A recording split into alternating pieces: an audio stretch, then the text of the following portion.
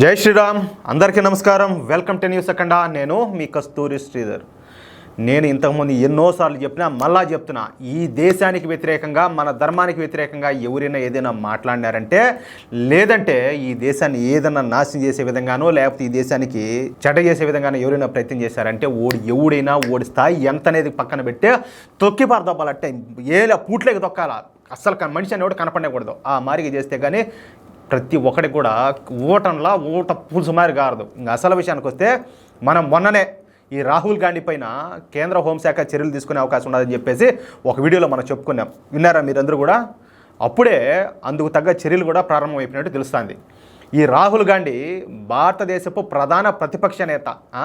సిగ్గుండాలో కొంచెమైనా ఇలాంటి వాడు ఎక్కడికో బయట దేశాలు కూర్చొని మన దేశం గురించి, మన ధర్మం గురించి, మన దేశంలో ఉన్నటువంటి వివిధ మతాల గురించి ఏ విధంగా మాట్లాడుతున్నాడో, అంటే కొంతమందిని రెచ్చగొట్టినట్టు, కొంతమందిని ద్వేషించినట్టు, కొంతమంది దూషించినట్టు ఎన్ని రకాలుగా మాట్లాడుతున్నాడో సంసారి అనేవాడు ఎవడు కూడా ఈ మాటలు మాట్లాడడం. ఆ విధంగా అంత నిర్లజ్జగా, నిస్సిగ్గుగా మాట్లాడుతున్నాడు.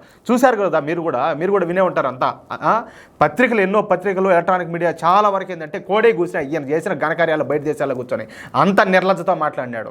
అసలు ఒక దేశపు ప్రధాన ప్రతిపక్ష నేతకు ఉండాల్సిన లక్షణాలు ఏవి కూడా ఈ రాహుల్ గాంధీకి లేవు. ప్రధాన ప్రతిపక్ష నేత అంటే ప్రజల తరపున మాట్లాడాలా, ప్రజల తరపున కొట్లాడాలా, ప్రజల కోసం జీవించాలా, ప్రజల కోసం అవసరమైతే ఒక సైనికుల్లాగా చంపేదానికైనా చచ్చేదానికైనా కూడా సిద్ధపడాలా. అట్లాంటిదే అసలు ఏ జాతికి సంబంధించినోడు ఇతను, ఏ కులానికి సంబంధించినోడు, అసలు ఏ లింగం ఎత్తంది, ఎందుకు ఈ మాట చేస్తున్నాడు, మీకేమన్నా అర్థమవుతా ఉంటే కామెంట్ చేయండి. ప్రభుత్వం ఏవైనా తప్పులు చేస్తూ ఉంటే వాళ్ళను, అంటే ప్రభుత్వాన్ని ప్రశ్నించాలా, ప్రభుత్వంపై పోరాడాలా.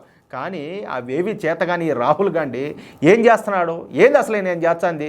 విదేశాలకు పోయి భారతదేశాన్ని చులకం చేయడం, మెజార్టీ హిందువుల మనోభావాలు దెబ్బతినేలా మాట్లాడడం, విదేశాలకు పోయి అక్కడ మన ఆర్ఎస్ఎస్ గురించి తప్పుడు కోతలో కారు కోతలు కోయడం, భారతదేశంలో ప్రజాస్వామ్యం లేదని చెప్పేసి నోటికి వచ్చినట్టు వాగడం. ఏమియా భారతదేశంలో ప్రజాస్వామ్యం లేదా? మతాలందరూ కూడా సల్లగా బతకడంలే? నేను ఒక మాట చెప్పేదా, ఈ దేశంలో ఎవరు ఇబ్బందులకు గురవుతున్నారంటే, ఎవరు దాడులకు గురవుతున్నారంటే, ఎవరు అవమానాలకు గురవుతున్నారంటే చెప్పేదా నేనా? హిందువులే. మొన్న వినాయక చవితి జరుగుతూ ఉంటే ఎన్ని చోట్ల వినాయక మండపాల మీద దాడులు జరగల? అంత మాత్రం క్రిస్మస్ రోజు కావచ్చు, లేకపోతే గుడ్ ఫ్రైడే రోజు కావచ్చు, రంజాన్ రోజు కావచ్చు, బక్రీద్ రోజు కావచ్చు, లేకపోతే ఏ మతానికి సంబంధించిన వాళ్ళ మీద ఈ దేశంలో ఉండేటువంటి మెజార్టీ ప్రజలపై వాళ్ళ మీద దాడులు చేశారు అన్యాయంగా, అక్రమంగాను. కానీ ఈ దేశంలో పండగలు వచ్చినాయంటే భయం, ఏడరాళ్ళు దాడులు జరుగుతాయో, ఎవరు ఏం చేస్తారో అని చెప్పి ఆ స్థాయిలో గుప్పు మరి బతుకుతారు ఏది హిందువులు. అట్లాంటిది ఈ సన్నాసోడు, ఈ లత్కోరు, ఈ లఫంగగాడు పోయి ఆడ కూర్చొని హిందువులు నోటుకొచ్చేట్టు మాట్లాడతాడు. దేశంలో ప్రజాస్వామ్యం లేదా? ప్రజాస్వామ్యం లేకపోతే అసలు ఈ మాదిరి ఇంత ప్రశాంతంగా ఎందుకు ఉంటుంది? ఎప్పుడో నీ పంట పండి ఉండే కదా, నువ్వు కదా ఇక్కడ ప్రధానంగా ఉండిండు. ప్రజాస్వామ్యం లేకుండా ఉంటే, ప్రజాస్వామ్యం ఉండబట్టే, ప్రజాస్వామ్య ప్రభుత్వం ఉండబట్టే ప్రజలు ఈ మాత్రమన్నా సంతోషంగా, ఈ మాత్రమన్నా శాంతియుతంగా ఉండారు. నీలాంటి నపుంసకులు కాదు కాబట్టి. ఇంకొక విషయం ఏంటంటే, భారతదేశంలో అసలు ప్రజలకు స్వేచ్ఛ లేదని చెప్పేసి తప్పుడు మాటలు మాట్లాడడం. స్వేచ్ఛ లేదా? మీరు ఒకసారి ఆలోచించండి. స్వేచ్ఛ ఉండదా లేదా? మాట్లాడండి. మీరు కామెంట్ రూపంలో తెలియజేయండి ఖచ్చితంగా. భారతదేశంలో అభివృద్ధి జరగడం లేదని మాట్లాడడం అంటే నికృష్టమైన దరిద్రపు దౌర్భాగ్యపు వ్యాఖ్యలు చేశాడు ఎవరు? ఈ పెద్ద మనిషి. ఏది అసలు ఏం మాట్లాడాలో, ఏం మాట్లాడుతున్నాడో కూడా ఇతనికి అర్థం కావడం లేదే. కనీసం బళ్ళే పోయే పిల్లలు కూడా ఇతనికంటే ఎక్కువ మెచ్యూరిటీ ఉంటుంది, ఎక్కువ లోకజ్ఞానం ఉంటుంది. వాళ్ళని అడిగినా చెప్తారు. 10 సంవత్సరాలకు ముందు 60 సంవత్సరాలు, దశాబ్దాల పాటు పరిపాలించింది కదా మీ కుటుంబం, మీ పార్టీ.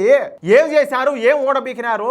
అయ్యే డొక్క బస్సులు ఉన్నాయి, అయ్యే బస్ స్టాండ్లు ఉన్నాయి, అయ్యే రోడ్లు ఉన్నాయి, అయ్యే ఎక్కడ చూసినా కూడా కనీసం మౌలిక సదుపాయాలు కూడా లేకుండా అంత దరిద్రపుట్టుతనంగా ఉన్నది. అట్టాడిది ఈరోజు ఏ విషయంలో డెవలప్మెంట్ లేదు, అభివృద్ధి లేదంట. ఏమి అభివృద్ధి లేదు? నీ కుటుంబంలో ఏమన్నా అభివృద్ధి లేదేమో, ఆగిపోయిందేమో గత 10 ఏళ్ల నుంచి.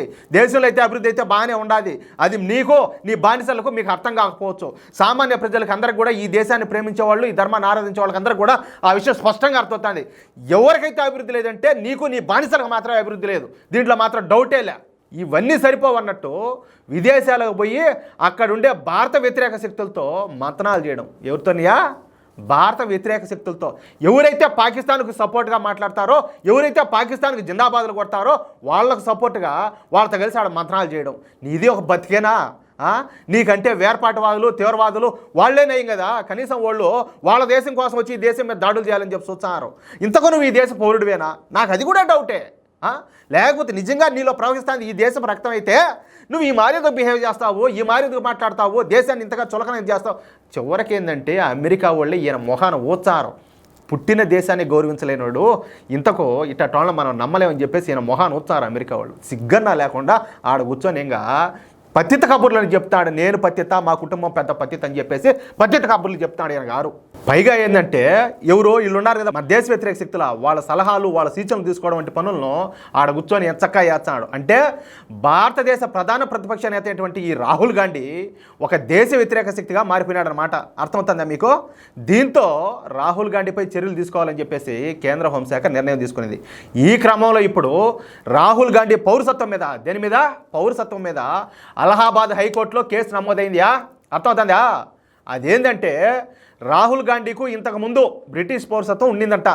ఈ విషయాన్ని అప్పట్లో ఈ సుబ్రహ్మణ్య స్వామి ఉన్నాడు కదా, ఆ సుబ్రహ్మణ్య స్వామి బయట పెట్టాడు. దీంతో ఇప్పుడు అసలు రాహుల్ గాంధీ భారతీయ పౌరుడేనా, అతనికి బ్రిటిష్ పౌరసత్వం ఉండాదా లేదా, దీనిపై ఏంటంటే సిబిఐ విచారణకు ఆదించాలని చెప్పి కోరుతా అలహాబాద్ హైకోర్టులో కేసు నమోదైంది. అంతేకాకుండా ఈ కేసును హైకోర్టులో ప్రతిరోజు కూడా విచారణ చేపట్టాలని, ఎందుకంటే రాహుల్ గాంధీ తీరు చూస్తూ ఉంటే అతను ఒక భారతీయునిలా ప్రవర్తించడం లేదని చెప్పేసి అతని పౌరసత్వం మీద అనుమానాలు ఉన్నాయని చెప్పేసి ఈ పిల్లో పేర్కొనడం ఇక్కడ గమనార్హం. అది పడింది బాగా పడింది కదా. పరిస్థితులు చూస్తూ ఉంటే రాహుల్ గాంధీ పౌరసత్వంపై ఖచ్చితంగా సిబిఐ విచారణ జరిగే అవకాశాలు పుష్కలంగా కనిపిస్తున్నాయి. ఇక ఏం జరుగుతుంది అనేది మరి కొద్ది రోజులు అయితే కానీ తెలియదు. మొత్తానికి నేను ఒక మాట చెప్తా, నేను ఇంతకుముందు కూడా చెప్పిన, స్థాయి అనేది పక్కన పెట్టండి. ఎవడైనా కావచ్చు, ఏ స్థాయి ఎవడైనా కావచ్చు, ఈ దేశానికి వ్యతిరేకంగా ఎవడైనా మాట్లాడితే మొదట మతాలను ఇవన్నీ కూడా పక్కన పెడదాం. ఈ దేశంలో నివసించే వాళ్ళందరూ కూడా ఎవరైతే మేము భారతీయులు అని చెప్పి ఫీల్ అవుతారో నిజాయితీగా 100% వాళ్ళందరూ కూడా ఇట్టటోళ్ళని అయితే ఖచ్చితంగా వ్యతిరేకించాల్సిందే. ఎందుకంటే ఇట్టటోళ్ళు దేశానికే ప్రమాదం. తీవ్రవాదులు, వేర్పాటువాదుల కంటే వీళ్ళు చాలా డేంజరస్ అనమాట. నేను ఒక మాట చెప్తా, చాలా రోజులు ఇతన్ని పప్పు అనుకుంటాను. పప్పు కాదు, మనల్ని ఎర్రి పప్పులను చేసేదానికి ఈ సన్నాసుని ముందు పెట్టారు ఈ జార్జ్ సోరోస్ బ్యాచ్. అది మనం అర్థం చేసుకోవాలా, అది మ్యాటర్. ఈ వీడియోపై మీ యొక్క అమూల్యమైన అభిప్రాయాలను దయచేసి ప్రతి ఒక్కరు కూడా కామెంట్ రూపంలో తెలియజేయాలని చెప్పి కోరుకుంటూ, అలాగే ఈ వీడియో నచ్చితే దయచేసి లైక్ చేయండి, 10 మందికి షేర్ చేయండి. ఇంతవరకు మన ఛానల్ ఎవరైనా సబ్స్క్రైబ్ చేసుకోకపోతే ఇలాంటి కత్తి లాంటి వార్తలు పొందడం కోసం తప్పనిసరిగా ఈ నోటిఫికేషన్ సింబల్ అయితే ఆన్ చేసుకోండి. అంటే బెల్ ఉంటుంది చూడు, ఆ బెల్ సింబల్ ఆన్ చేసుకోండి. ప్లీజ్ సపోర్ట్ చేయండి. జై శ్రీరామ్.